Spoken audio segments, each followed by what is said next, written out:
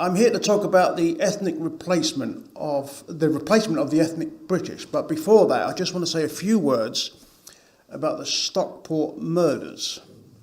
Now, for months, the police and the government have been saying it's nothing to do with terrorism. But now, in the last day or two, it's been revealed that the murderer has been charged with terrorism offences. The first one is he was making ricin, which is a deadly toxin, and also he was in possession of the Al-Qaeda training manual. Now, Al-Qaeda is an Islamist terror organisation. In their training manual, it talks about committing terrorist offences and about killing people. After reading this, he goes out and kills 3 young girls and attempts to murder 10 others. And still the police and the government are saying it's nothing to do with terrorism. They must think we're stupid, but we're not. Certainly not here in the British Democrats.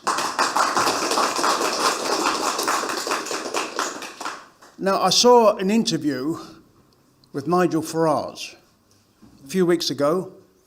He was asked a question. They said, I think it was in the 1950s, the percentage of ethnic Britons was about 95 or 98%. And the interviewer said it's going down every year. Last year it was 74%, this year it's 72%. Does this bother you? And he said, no, it doesn't bother me at all. I was astonished by that. So that percentage is going down every year, and eventually the ethnic British will become a minority, and it doesn't bother Nigel Farage at all. So I was just shocked. So there's no difference really between Reform and the other parties. Reform is not the answer when it comes to immigration, not at all, with that attitude. What we have now is ethnic replacement, which is a polite word for ethnic cleansing.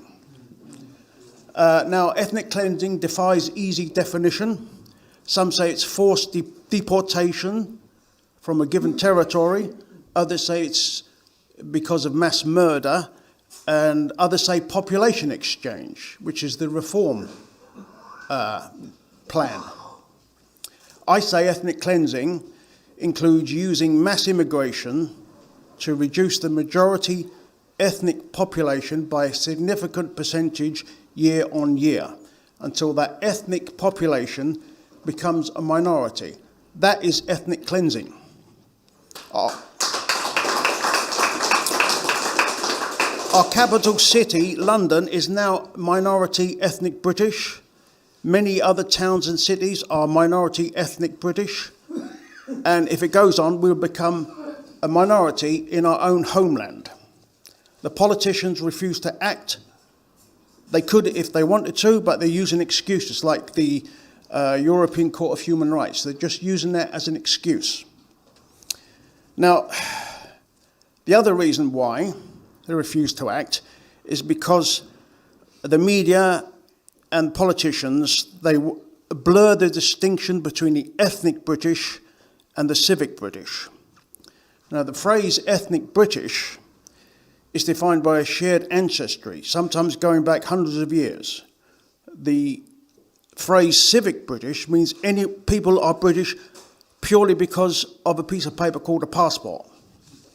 Now, that passport may have been obtained by marriage, a job, granted asylum, or being related to a non-ethnic British person.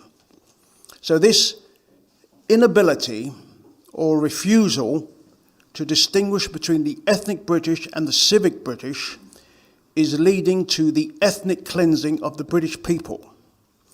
Now, ethnic cleansing is a crime against humanity.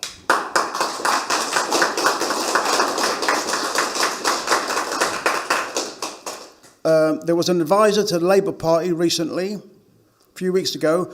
She said that only white people can be racist. And a lot of politicians believe this nonsense. And many people believe that it was only white nations who used slavery. This is not true. During the 16th and 18th centuries, the Barbary Coast slave trade is estimated to have captured 2.5 million white Europeans. This is hardly mentioned. African nations used slavery. It wasn't just Britain. And Britain were the first to abolish slavery on a large scale. 1834, the Slavery Abolition Act made it illegal for British people to own slaves anywhere in the world. In 1833, the year before, it was estimated that 46,000 British people owned slaves. The population of Britain during that year is estimated to be 24 million. So that works out at 0.2% of the total British population. So in other words, 99.8% of British people did not own slaves. And that puts it in perspective. There are some people who believe that if we have no nations, there'll be no wars between nations, because there will be no nations. And they're using it as an excuse to flood this country with other people. So maybe they think the way to stop religious wars is by having no religion.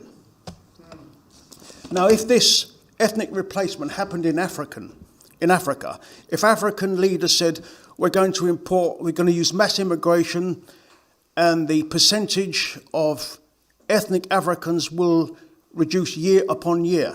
If they did that, there'd be riots. The governments would be overthrown. And Britain would go on TV and say, we've got to help these people, Africa for the Africans.